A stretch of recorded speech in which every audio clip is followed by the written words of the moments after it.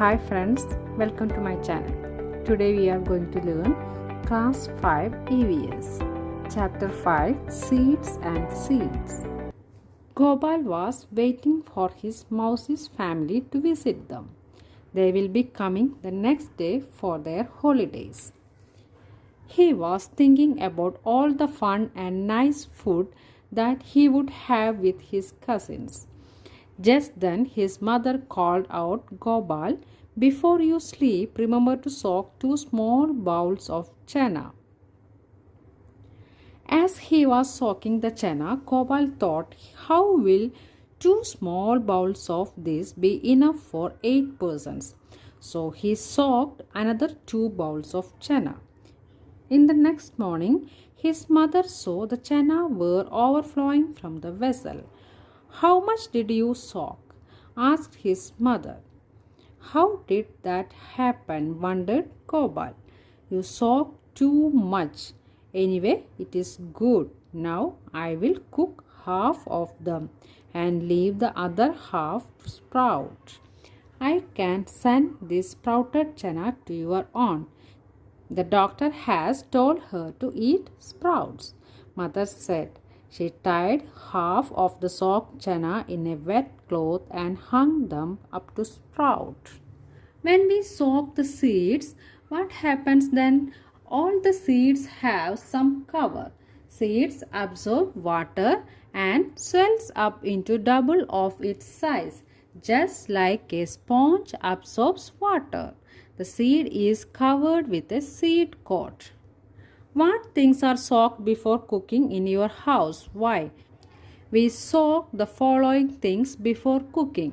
Those are chana, moong, dry pea, rajma, soya bean, pulses, and sometimes we soak rice and pulses for making idli or dosha batters.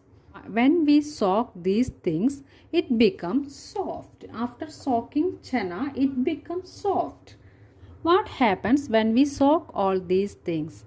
When we soak these things, these pulses become soft, and the soaking makes these things easy to grind and cook them. This helps in saving time and energy. Before making batter for idli and dosha, we soak the rice and dal because then it becomes easy to grind.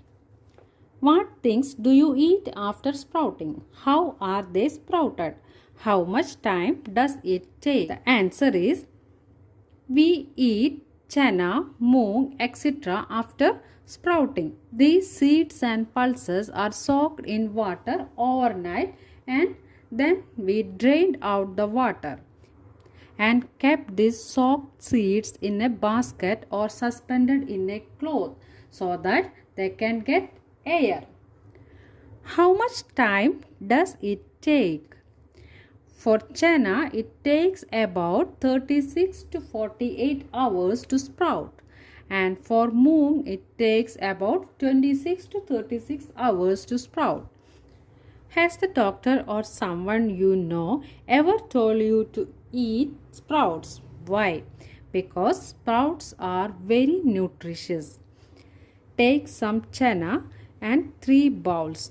Put 5 chana in the first bowl and fill it up with water. Put a damp piece of cloth or some cotton wool in the second bowl. Now keep the same number of chanas in it. Make sure that the cotton wool or cloth remains wet. The third one is, put the same number of chanas in the third bowl. Do not put anything else in it. Cover all the 3 bowls. Observe after 2 days and note the changes in the bowls. Here in this chart are the seeds getting air. In the bowl 1, it's getting no air because it's in water. Seeds are lying in water. Bowl 2, yes. Bowl 3 is getting air. Are the seeds getting water? Yes. In the first bowl, the seeds getting water. In the second bowl, it gets water, and third bowl, no water. What changes did you see? In the first bowl, the chana swelled up. In the second bowl, it is cracked, little bit cracked because it started to sprout. In the third bowl, no change. Have the seeds sprouted? In the first bowl, it is no because where there is no air. And the second bowl, it started to sprout because it gets air, water and warm temperature. In the bowl 3, there is no change. In the bowl 3, there is no change because no moisture. There is no water, only air and warm temperature is there. In which bowl did the seeds sprout? What difference did you see between this bowl and other bowls? Seeds could sprout in bowl 2 only. In the bowl 2, the seeds got both air and water and hence could sprout. On other hand, in bowl 1, only water was available and hence the seeds could not sprout. In the bowl 3, there was no water and hence seeds could not sprout.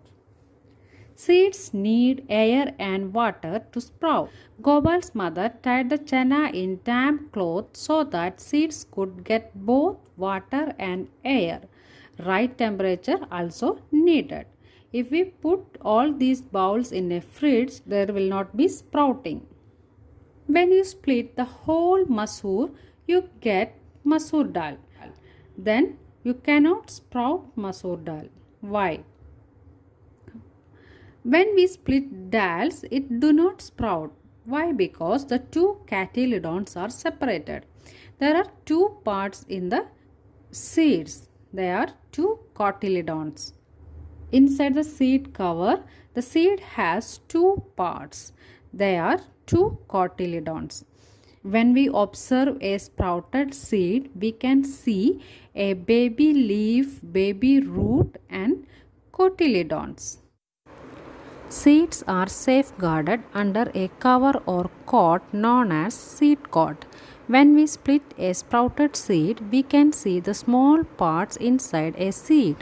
You can see baby leaf, baby root and two parts of seed and we call it as cotyledon. We get new plants from seeds, but this baby plant is safe under the two cotyledons. If we split these cotyledons, it will damage the baby plant also. That's why we cannot sprout a red masoor dal. If we open a seed, we can see two cotyledons, structure of leaves and white root. When we put seed on soil, within 2 days the roots started to grow. Then the two cotyledons come outside. Day by day, the baby leaves coming out and these leaves started to do photosynthesis and they prepare food for the plants. Roots holds tightly in the soil. This is the end of part 1, Seeds and Seeds, chapter 5 of EVS class 5. If you like this video, please like, share and subscribe. Thank you.